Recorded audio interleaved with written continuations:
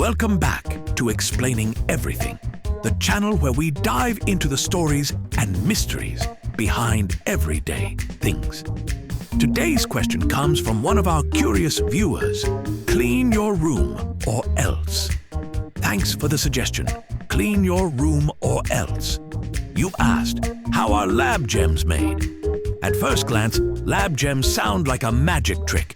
You know, put some sand, glitter, and maybe a wizard in a microwave. Hit start, and bam, instant diamond.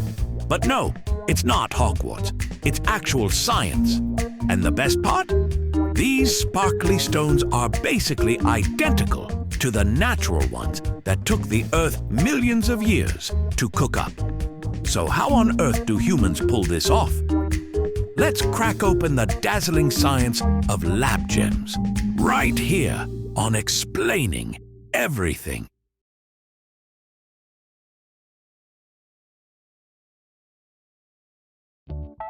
Let's get one thing out of the way.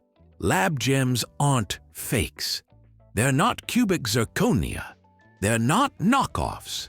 And they're definitely not those weird rhinestones your aunt hot glues onto t-shirts. They're chemically and physically the same as natural gems.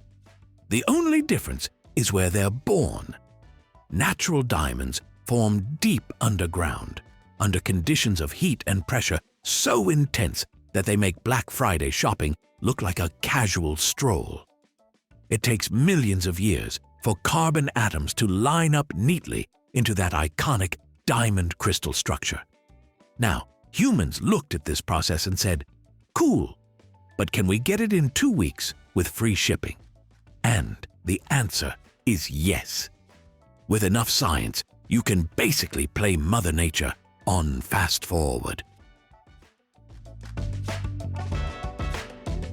One of the main ways to grow lab diamonds is something called HPHT, which stands for high pressure, high temperature, which is science speak for we built a terrifying machine that pretends to be the Earth. Here's how it works. Scientists take a tiny piece of diamond, called a seed, and put it inside a massive press. Then they add pure carbon, crank up the pressure to about 1.5 million pounds per square inch, and heat the whole thing to over 2,000 degrees Celsius. That's hotter than lava, and hotter than your laptop after 20 Chrome tabs. At these conditions, carbon starts behaving like a people pleaser. It rearranges itself into that diamond structure, slowly growing around the seed. After a few weeks, you've got a shiny new diamond straight out of what is essentially a high-tech crockpot. The HPHT method makes gems that are practically indistinguishable from natural ones, unless you have fancy lab equipment. To the naked eye, they're just sparkly rocks.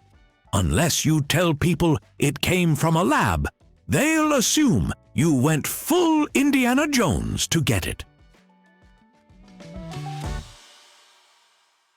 The other main method is called CVD, or chemical vapor deposition, which honestly sounds like the name of a terrible indie band. But in gem making, it's pure genius. Instead of smashing carbon with pressure like HPHT does, CVD grows diamonds in a special chamber filled with a carbon-rich gas, like methane. Inside, a plasma, or basically a super-intense laser light show, breaks apart the gas molecules. This frees up the carbon atoms, which float around and then gently land on a diamond seed. Layer by layer, the diamond grows like it's 3D printing itself. Think of it like building a diamond pancake stack, one atom at a time. Only instead of syrup, you get bragging rights for owning something created with lasers. CVD has a big advantage. Scientists can tweak the conditions to make bigger, clearer diamonds. You want fewer impurities? Adjust the gas. You want to make a pink diamond? Add a little nitrogen or boron to the mix. You basically get the customizable diamond menu that nature never offered. HPHT and CVD are the main players. But humans love variety, so of course there are other methods too.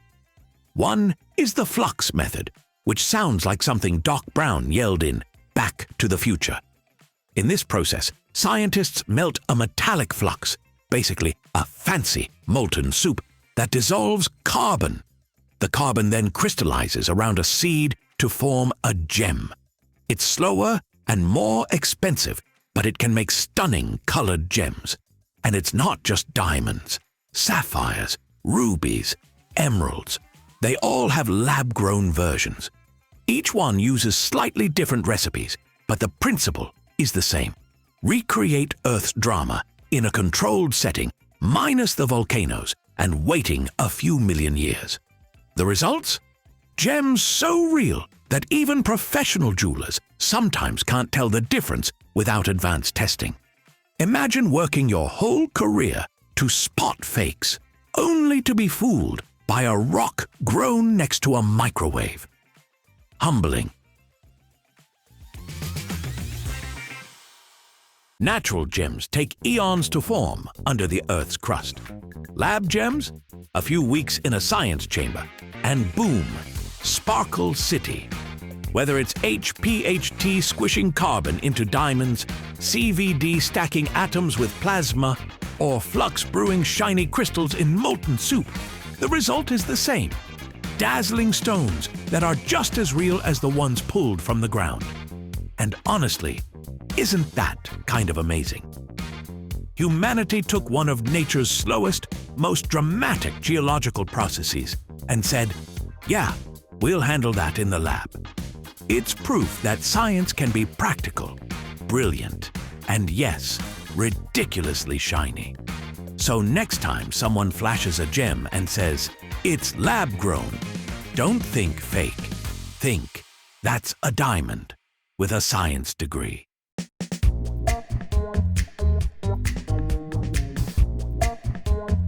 If you enjoyed this deep dive into man-made gems, don't forget to like, subscribe, and no, you can't lab-grow your next girlfriend.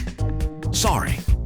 Also, if you have suggestions for our next video, feel free to share them in the comments below.